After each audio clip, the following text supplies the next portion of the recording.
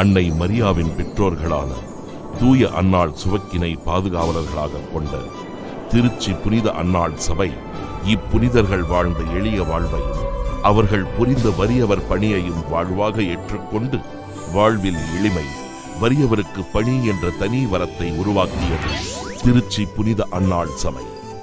அன்பு, ஜபம், சேவை என்பதை தமது விருது வாக்காக கொண்டு இறை அன்பிலும் பிறர் அன்பிலும் தமது அர்ப்பண வாழ்வை அர்த்தமுள்ள மகிழ்ச்சி வாழ்வாக்கிக் கொண்டனர் அருட்சகோதரிகள்.